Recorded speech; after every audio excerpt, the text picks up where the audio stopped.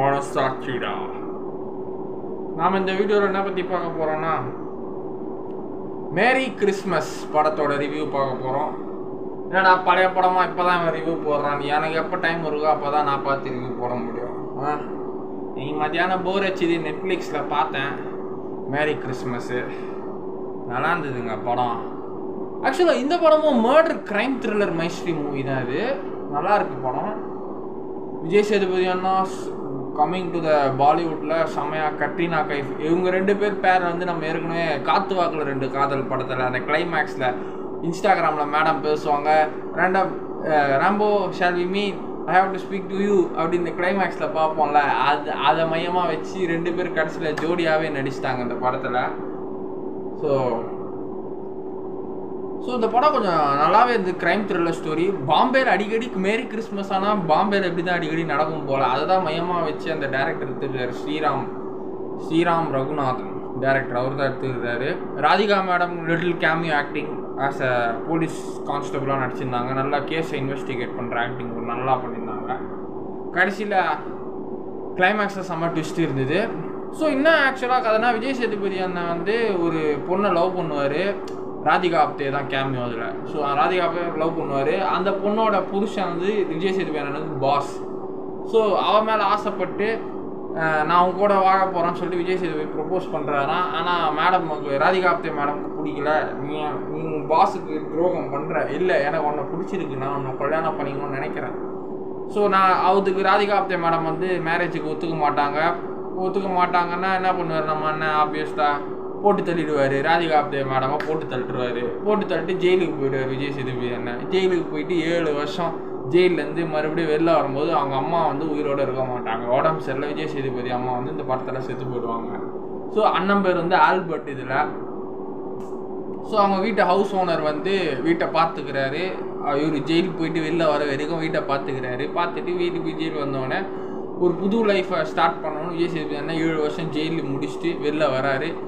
வரும்போது ஒரு பாருக்கு போகிறாரு. பாரில் வந்து கத்ரீனா கைஃப் மேடமை இன்டைரக்டாக பார்க்குறாரு. டேரெக்டாக பார்க்காம இன்டைரக்டாக பார்க்குறாரு. எப்படின்னா, அவங்க ஹஸ்பண்டும் ஒரு நல்லவனாக இருந்து கடைசியில் ஒரு வெள்ளைக்காரன் ஹஸ்பண்டு சைக்கோ மாதிரி ஆகிட்டான். ஸோ அவங்களுக்கு ஒரு மேரேஜாக ஒரு குழந்தை, குட்டி குழந்தை, பெண் குழந்தை. ஸோ அந்த பாரில் இவங்க 2 பேர் மீட் பண்ணுறாங்க, பேசிக்கிறாங்க. அப்புறம் அந்த குழந்தைக்கு ஹெல்ப் பண்ணுறாரு விஜய் சேதுபதி அண்ணன். வீட்டுக்கு போய் ஒரு தூங்க வைக்கிறாரு. ஸோ லல்லபி பாட்டு தூங்க வைக்கிறாரு, ஹெல்ப் பண்ணுறாரு, ட்ரிங்க் அடிக்கிறாங்க. அதுக்கப்புறம் திடீர்னு கட்ரீனா கைஃப் மேடமும் கொஞ்சம் ஓவராக விஜய் சேதுபதிக்கிட்ட ரொமான்ஸ் மாதிரி பண்ண ஆரம்பிச்சிட்டாங்க. ஸோ அந்த லிவிங் டுகெதர்லாம் கேள்விப்பட்டிருப்போம்ல, living together, one night stand. So அந்த மாதிரி இந்த படம். ஸோ ஒரு நாள் பேசிக்கிறாங்க, உடனே கிஸ் பண்ணிக்கிறாங்க, ஹக் பண்ணிக்கிறாங்க, கடைசியில் எல்லாமே பண்ணிக்கிறாங்க. ஸோ அதுக்கப்புறம் வந்து வெளியில் போயிட்டு வரும்போது பார்த்தா அவங்க புருஷன் செத்து கிடக்குறாரு. யார்? கத்ரீனா கைஃப் மேடமோட ஃபஸ்ட்டு ஹஸ்பண்டு. ஒரு ஹஸ்பண்ட் தான். ஸோ சைக்கோ இல்லை. ஸோ இவனை எப்படியாவது போட்டு தரலாம், இவன் கூட வாழக்கூடாதுன்னு நினச்சி கத்ரீனா கைஃப் மேடமும் வராங்க. ஸோ அவனை இவங்களே போட்டு தள்ளிடுறாங்க யாரோனா. அதுக்கப்புறம் இந்த கேஸ் இன்வெஸ்டிகேட் பண்ணும்போது மறுபடியும் இவங்க சர்ச்சுக்கு போகிறாங்க. சர்ச்சுக்கு போகும்போது செகண்ட் டைம் இன்று நீ நாளை நான், அந்த படம் மாதிரி ஒரு நாளைக்கு ஒவ்வொருத்தன் அப்படின்னு கத்ரீனா கைஃப் மேடம் நினச்சிட்டானுங்க. ஸோ ஒவ்வொரு நாளைக்கு அதுவும் அந்த திரைக்கதை அப்படி தான் போகுது. ஸோ அப்படி இப்படி 2ஆவது நாள் இன்னொருத்தன் வரான் சர்ச்சில் இருந்து. இன்னொரு விஜய் சேதுபதி அந்த மாதிரி இன்னொருத்தன் குண்டா வரான். அவனை வீட்டுக்கு கூட்டு போகிறாங்க. இவங்க மயக்க போட்டு வந்துடுறாங்க. அவங்க கூட வெளில போகிறாங்க. போயிட்டு வந்து இன்னொரு அடி பார்க்கும்போது மறுபடியும் அவங்க புருஷன் அந்த வெள்ளை ஹஸ்பண்ட் வந்து செத்து கிடக்குறான். என்னடா நேற்று நமக்கு வந்து அதே விஜய் சேதுபதி யோசிக்கிறார், என்ன இந்த பொண்ணு நேற்று நமக்கு இதே மாதிரி டைம் மிஷின் மாதிரி நடக்குது. செத்து பார்த்தா விஜய் சேதுபதி அண்ணன் அதே 2nd ஃப்ளோரில் அவங்க வீடு இவன் செத்து கிடக்குறான். 3rd ஃப்ளோரில் அதே மாதிரி இதே போர்ஷன் மாதிரி இன்னொரு வீடு இருக்குது. போய் கண்டுபிடிச்சிட்டாரு. கட்சியில் வந்து விஜய் சேதுபதி அண்ணன் என்னென்னமோ ட்ரிக்ஸ் எல்லாம் பண்ணி போய் தடையான ஆதாரம் எல்லாத்தையும் கண்டுபிடிச்சி கடைசியில் வந்து கத்ரீனா கைஃப் மேடம் தான் அவங்க தான் தன்னோட சொந்த புருஷனை கொண்டுக்கிறாங்க அப்படின்னு தெரிய வந்தது. அது அப்படியே கதையில் அப்படியே காமிச்ச பிறகு விஜய் சேதுபதி அண்ணன் கண்டுபிடிச்சிடுறாரு. கத்ரீனா கைஃப் மேடம் மேலேருந்து பாங்க விஜய் சேதுபதி சர்ப்ரைஸா, ஹலோ வணக்கம் வாங்க மேடம், விஸ்கி சாப்பிட்றீங்களா வைன் சாப்பிட்றீங்களா வாங்க. கத்ரீனா மேடம் கைஃபுக்கு உடனே கோவம் வந்து போட்டு தள்ளிட்டு நான் கண்டுபிடிச்சிட்டேன், சரி நான் உனக்கு ஹெல்ப் பண்ணுறேன், நீயும் ஒரு கொலைகாரி, நானும் ஒரு கொலைகாரன், நான் உன்னோட சீனியர், உனக்கு முன்னாடி ஒரு 7 வருஷத்துக்கு முன்னாடி ஒரு கொலையை பண்ணிட்டு வந்து ஜெயிலுக்கு போயிட்டு தண்டனை நிமிஷம் வந்துடுறேன், உன்னை காப்பாற்றுறேன், உனக்கு ஹெல்ப் பண்ணுறேன். ஸோ அப்படின்னு சொல்லிடுற விஜய் சேதுபதி அண்ணன். சொன்ன பிறகு ஹெல்ப் பண்ணிடுறாரு. ஸோ கடைசியில் அந்த குழந்தை, அவங்க இந்த ஒரு குழந்தை சொன்னால் அந்த குழந்தை பேசாது, வாய் பேசாத. ஸோ அந்த குழந்தை பேசிச்சுன்னா இவங்க 2 பேரும் மாட்டிப்பாங்க. ஸோ அந்த குழந்தை பேசாது. ஸோ அந்த வீடு கிட்டலாம் அடிச்சுட்டு எல்லாம் உடச்சி காலி பண்ணிட்டு ஒரு தரமட்டமாக அந்த மேலே இருக்கிற 3rd ஃப்ளோரை இடிச்சுட்டு எல்லாமே உடச்சி எல்லாம் எரிச்சிடுறாங்க. ஸோ இவங்க பேக்கரி வச்சுக்கிறாங்கனால. ஸோ இந்த மேடம் வந்து பேக்கரி ஓனர் இந்த படத்தில், கத்தினா ஆகாஷ் மேடம். ஸோ பேக்கரி அடுப்பில் எல்லாத்தையும் போட்டு எரிச்சிடுறாங்க. ஸோ அந்த 2வது ஒரு ஆள் வந்தான் பாரு, அவன் பர்ஸ் அதில் மாட்டிக்கிச்சு.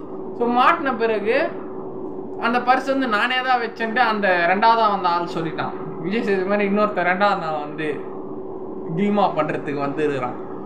ஸோ 2வது பண்ணுற ஆள் வந்து பர்ஸ் நான் தான் உள்ள வச்ச மாட்டின்னு சொல்லிட்டு அவன் பர்ஸை விஜய் சேதுபதி உஷாராக எடுத்துக்குள்ளே வச்சிக்கின பிறகு அப்புறம் அந்த குழந்தைக்கு கிளைமேக்ஸில் கடைசியில் வரும்போது அந்த கேஸ் விசாரிக்கும் போது அந்த குழந்தை வந்து அந்த ஒரு கிஃப்ட் பொம்மை வந்து ஒரு குருவி பொம்மை வந்து நம்ம விஜய் சேதுபதி அண்ணா வந்து அந்த பாப்பா கொடுத்துருப்பாரு. அது யார் ராதிகா மேடம் வந்து அந்த குழந்தைகிட்ட விசாரிக்கும் போது அந்த குழந்தைக்கு பேச்சு வராது, திடீர்னு பேச்சு வந்துருச்சு, இவர் தான் கொடுத்தாருன்ட்டு அந்த குழந்தை பேசிடுச்சு. உடனே கட்டினா ஆகாஷ் மேடம் ஒரு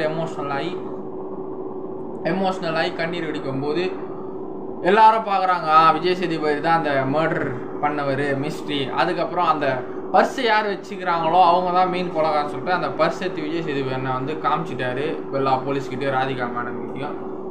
ஸோ படம் சுமூகமாக முடிஞ்சிருச்சு.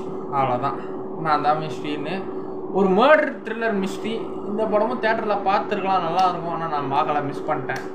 நான் 3 படம் தான் பார்த்தேன் ஆக்சுவலாக, கேப்டன் மில்லரு, அயலானு, மிஷின் சாப்டர் 1, 3 படம் தான் வந்ததுல பொங்கலுக்கு அப்புறம் 3 படம் தான் பார்த்தேன். இது 4வது படம். 3 படம் தான் ஆக்சுவலாக பார்த்தேன் கொரோனாவில். இந்த படத்தை மிஸ் பண்ணிட்டேன், மேரி கிறிஸ்மஸ். இதுவும் பார்த்துட்டேன். பாய். பிடிச்சிருந்தா நெட்ஃப்ளிக்ஸில் இருக்குது, போய் பாருங்கள்.